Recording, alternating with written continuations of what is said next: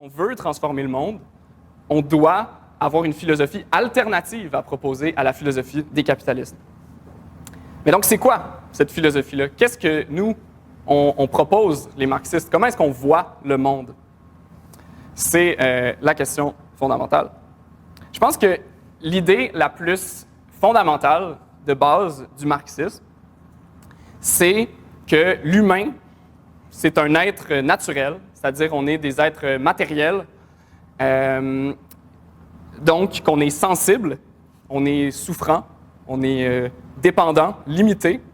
Autrement dit, avant de pouvoir réfléchir à des idées ou à quoi que ce soit, ben, on a besoin de combler nos besoins de base, comme manger, boire, avoir un toit sur la tête. Plus généralement, ça, je pense que ça signifie que il n'y a pas de séparation stricte entre la conscience, d'un côté, les idées, et la matière. Parce que notre conscience est intrinsèquement liée à notre sensibilité, notre matérialité, si on veut.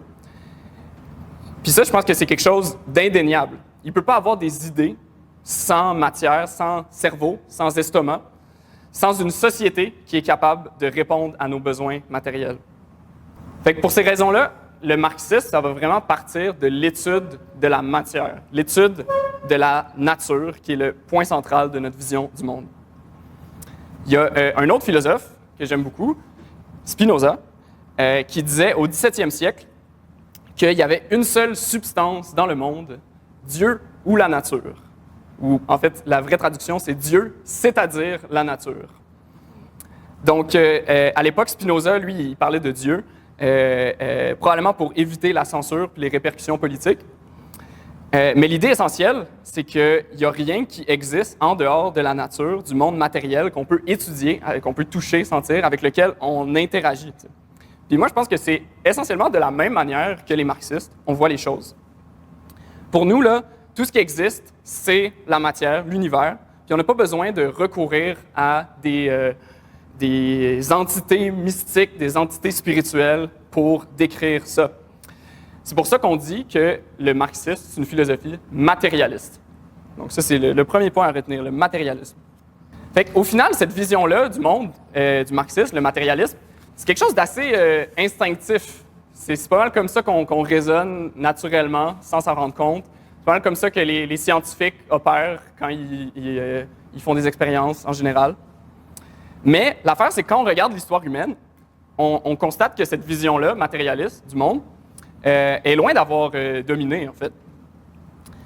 Même les premières sociétés humaines, qui étaient probablement beaucoup plus connectées avec leur environnement et avec la nature que nous, aujourd'hui, même elles, très rapidement, elles ont eu besoin de recourir à toutes sortes de mythes puis d'idées surnaturelles pour faire sens de leur monde. Fait que pour expliquer pourquoi les humains ont développé ce genre d'idées-là, surnaturelles, mythiques, un peu, mais il faut comprendre les conditions dans lesquelles les premiers humains étaient. Les premiers humains vivaient dans un état d'incertitude, de lutte constante face aux intempéries, aux bêtes sauvages, la disponibilité de la nourriture, etc. Puis, dans cette lutte-là, ils ont été contraints de développer des outils, des techniques de plus en plus développées. Puis, un de ces outils-là, qui étaient les plus importants, c'était les concepts abstraits avec le langage et les idées. C'est le langage qui a permis la coopération sociale. Puis sans le langage, les humains n'auraient jamais pu survivre comme espèce. Mais de la même manière que les humains, ils développaient des outils de chasse de plus en plus performants, ils ont aussi dû développer des idées, des concepts de plus en plus complexes. Puis à un certain point, donc, les humains se sont mis à étudier des idées tellement complexes qu'on s'est mis à étudier des idées pour les idées.